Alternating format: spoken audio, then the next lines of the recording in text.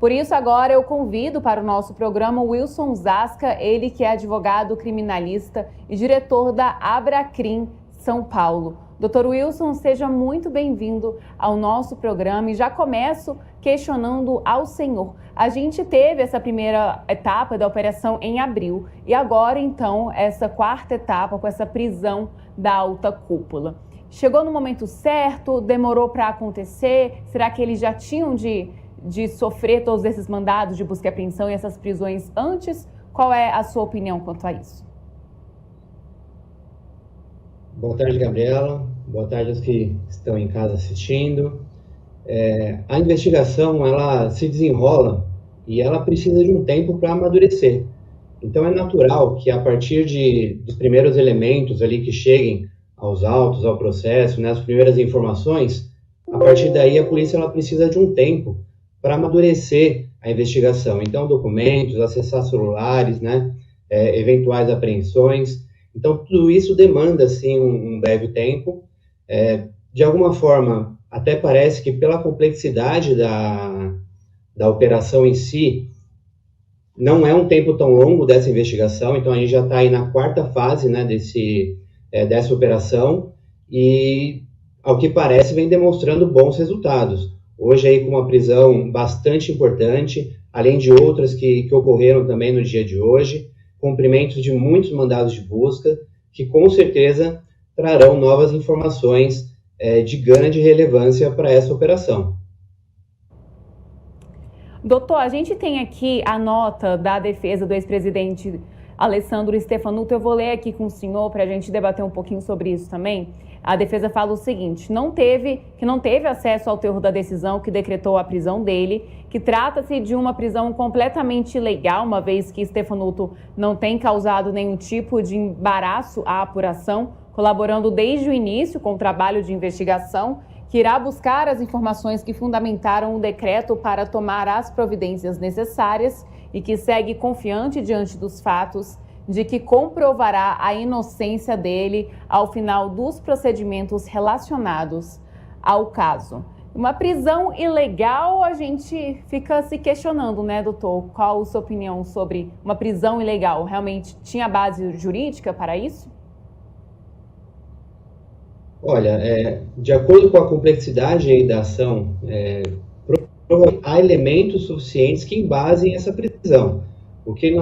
O que a defesa, né, e eu como advogado criminalista também, é sempre uma complicação nesse momento, é que no momento do cumprimento do mandado, não há um imediato acesso pela defesa. Então é muito comum e até bastante razoável, na verdade, que a defesa ela aguarde um primeiro momento, porque ela precisa ter acesso ao mandado de prisão, aos elementos, né, que subsidiaram o pedido desse mandado de prisão. Aparentemente, pelas notícias que a gente tem, é uma prisão que já é uma prisão preventiva, então é uma prisão que já não tem o tempo certo para acabar, e aí normalmente essa prisão preventiva significa que nós já temos elementos mais concretos, né, e aí é óbvio, a defesa vai acessar isso no momento oportuno, assim que for possibilitada a ela o acesso à integralidade desses materiais, aí a defesa provavelmente conseguirá fazer o seu trabalho de forma adequada.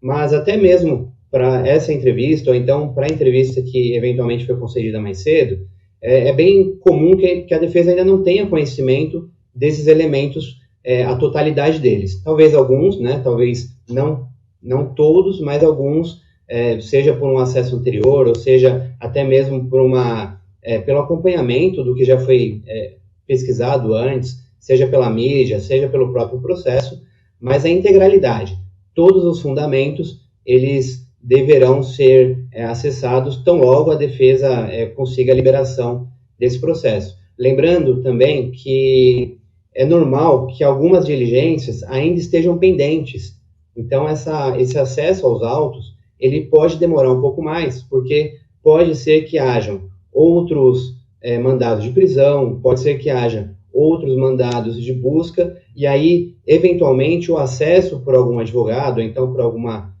parte, pelo menos a polícia entende que esse acesso antecipado, antes da conclusão antes da conclusão dessas diligências que ainda estão pendentes, pode trazer algum prejuízo para o processo. Então, pode ser, inclusive, que esse acesso da defesa demore um pouco mais, passando do dia de hoje, talvez até para a semana que vem. A gente vai ter a audiência de custódia dele às 17 horas, já, né, em alguns minutos. E qual pode ser o destino dele após essa audiência, ao seu ver? Olha, uma parte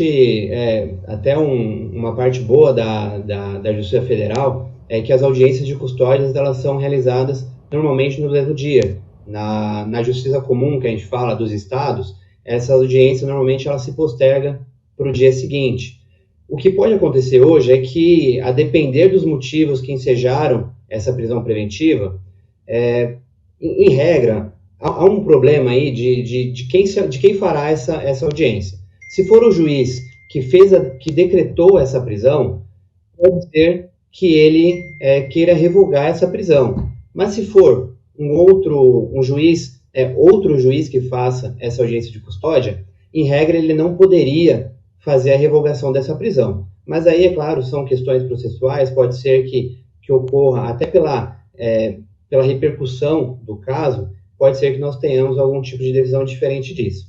Mas a regra pode ser que ele seja colocado em liberdade, o que eu acho difícil, já que é um mandado de prisão preventiva, e pode ser que ele fique à disposição da justiça, e aí depois a defesa, no momento adequado, vai rediscutir essa prisão preventiva decretada. E há uma grande expectativa para que, se ele continuar preso, ele vá para a Papuda. Quais elementos, doutor, confirmam, então, podem confirmar, né, que ele pode ter essa prisão na Papuda, cumprir na Papuda? O que explica isso? Olha, a grande questão é que, assim, se já houve o deferimento dessa prisão, né, desse mandado de prisão preventiva, é o que eu falo, já há elementos para isso. O encaminhamento dele para eventual presídio, na verdade, ele é até mais esperado do que necessariamente a liberdade. Então, o juiz que analisou, provavelmente o Ministério Público que fez esse pedido de prisão, eles já fizeram essa análise anterior dos requisitos para essa prisão. Então, a maior chance é de que se concretize que essa prisão, já que a audiência de custódia também tem um objetivo de verificar a legalidade, né, de como ocorreu essa prisão, de como que o mandado foi cumprido, o horário, se houve qualquer tipo de violência, de ilegalidade ali no cumprimento. Mas a verdade é que, considerando ser um mandado de prisão preventiva, pelo menos pelo que eu já estou acostumado na minha carreira de trabalho, é muito mais difícil se revogar na audiência de custódia. Normalmente é possível que se revogue posteriormente por um habeas corpus, por um pedido de revogação dessa prisão, mas não necessariamente imediatamente. Porque se a gente for fazer até um pensamento lógico disso, talvez não seria interesse da justiça emitir um mandado de prisão preventiva para revogá-lo pouquíssimas horas depois do seu cumprimento, né? Já que há elementos em tese para sustentar o deferimento dessa prisão. E o presidente da CPMI, o senador Carlos Viana, ele hoje tem defendido muito a ajuda da CPMI para essas operações da Polícia Federal. E, por outro lado, há muitas críticas também contra essa CPMI, a questão principalmente dos habeas corpus que as pessoas que estão prestando depoimento têm, né, durante esse momento. Então, muitos momentos de silêncio. Ao seu ver, a CPMI ajudou mesmo a Polícia Federal? Como que está sendo o trabalho dessa comissão durante esses dias? Olha, pelos momentos que eu analisei, inclusive hoje aqui assistindo um pouco antes, me parece que em alguns momentos ajuda sim, mas em outros talvez possa ter uma repercussão até política no caso. Mas a princípio parece que sim, acaba trazendo ali algumas questões, mas é óbvio, né? Até mesmo a situação referente ao silêncio dos convocados para essa CPMI, que tem sido criticado aí pelos parlamentares, de regra, não deixa de ser um direito daquele que vai comparecer, porque muitas das vezes ele pode, no seu depoimento, enfim, acabar se complicando, né? Acabar complicando alguém que naquele momento ele não pretende, e muitas das vezes, até por ser televisionado, acaba complicando um pouco mais. Então, não deixa de ser um direito do investigado, mas também nós temos que tomar cuidado para que a CPMI não seja apenas um palco de politicagem e, na verdade, ajude efetivamente a Polícia Federal a descobrir a verdade desse caso que, enfim, 6 milhões de pessoas que tiveram suas aposentadorias, né, ou melhor, parte dela surrupiada ali por outras pessoas.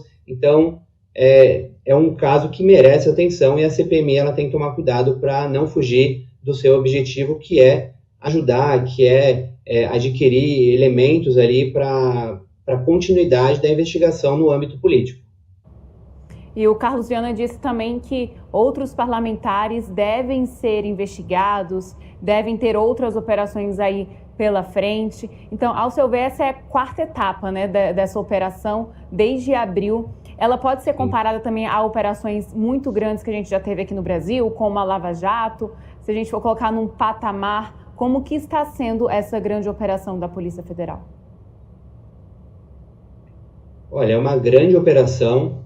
Me parece até muito mais célere do que a própria Lava Jato, e aí acho que o cuidado principal que nós temos que ter é exatamente que essa pressa de resolver a situação, né, de dar um esclarecimento para o povo, ou, enfim, que essa pressa não prejudique a própria investigação, que na verdade foi o que acabou atrapalhando um pouco da Lava Jato, já que muitas das situações, muitas críticas, como algumas investigações foram realizadas, como alguns documentos foram obtidos.